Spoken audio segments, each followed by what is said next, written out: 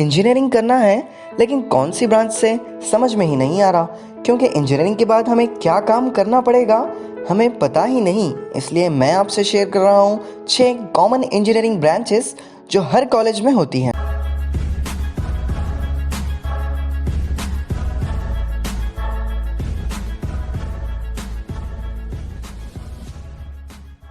पहली ब्रांच है civil engineering.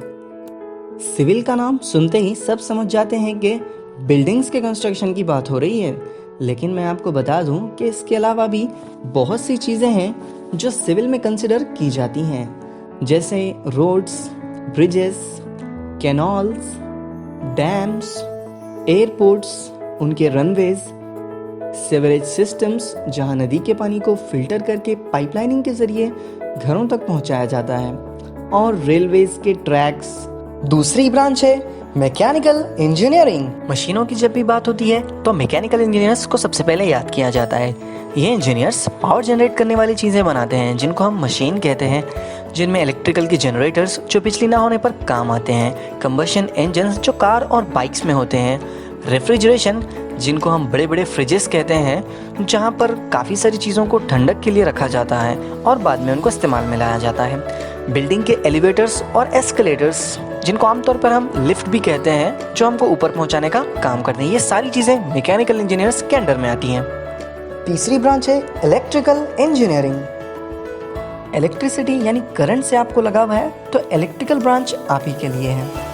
Electrical branch में इलेक्ट्रिक के प्लांट्स होते हैं जहाँ से पावर जनरेट किया जाता है और सारी जगह डिस्ट्रीब्यूट किया जाता है। साथ ही साथ इलेक्ट्रिक के बोर्ड्स भी बनाए जाते हैं जिससे बस आप स्विच ऑन करने से लाइट, फैन को इजीली इलेक्ट्रिसिटी प्रोवाइड कर सकते हैं। एसी, डीसी जिससे आप मोबाइल और लैपटॉप को एक कांस्टेंट वोल्टेज के साथ चार्ज कर सकते हैं बिना कोई रुकावट के। इलेक्ट्रिकल के टावर्स होते हैं, चार्जिंग के व्हीकल्स होते हैं, इलेक्ट्रिक के एंटेनास होते हैं और बहुत सारी चीज़ें इसमें होती हैं। चौथी ब्रांच है इलेक्ट्रॉनिक्स एंड कम्युनिकेशन इंजीनियरिंग। चलिए अब बात करते हैं इलेक्ट्रॉनिक्स एंड कम्युनिकेशन इंजीनियरिंग की, जो इलेक्ट्रिकल इंजीनियरिंग की सब ब्रांच है और इलेक्ट्रिकल के कंपोनेंट्स पर ही डील करती है, जैसे electronic circuits, devices, integrated circuits और उनके सिस्टम्स। नेटवर्किंग भी इसी का पार्ट है, जिसमें राउटर्स के सिग्नल, उनकी सिक्योरिटी, एम्बेडेड सिस्टम्स, उनके पोर्ट्स और कर्नल, ये सारी चीज़ें इसी में शामिल है। पांचवी ब्रांच है कंप्यूटर साइंस इंजीनियरिंग। टेक्नोलॉजी की इस दुनिया में कंप्यूटर और लैपटॉप को आज कौन नहीं जानता, लेकिन इन सब को ऊंचाई पर पहुंचाने का काम किया है कंप्यूटर साइंस इंजीनियरिंग इस ब्रांच ने, जिसमें आपको प्रोग्रामिंग एल्गोरिथम सीखने पड़ते हैं ताकि आप कंप्यूटर से कम्युनिकेशन कर सकें। साथ ही साथ आपको वेबसाइट बनाना होता है, मोबाइल एप्लीकेशंस, उनको डिज़ाइन करना और टेस्ट करना।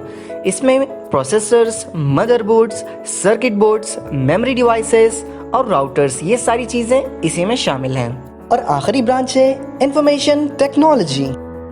अब बात करते हैं इंफॉर्मेशन टेक्नोलॉजी इंजीनियरिंग ब्रांच की, जो कंप्यूटर साइंस की सब ब्रांच है, लेकिन इंडिया में दोनों को भी सेम ही कंसिडर किया जाता है प्लेसमेंट के मामले में, बस थोड़ा सा सब्जेक्ट का डिफरेंस है।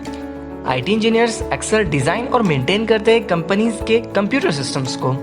उनका काम होता है हार्डवेयर और सॉफ्टवेयर को टेस्ट, कॉन्फ़िगर, ट्रबल शूट करना एज पर द क्लाइंट, और कंप्यूटर के स्ट्रक्चर्स को देखना, micro processors, networking, internet technologies, ये सारी चीज़ें इन्हीं का हिस्सा है।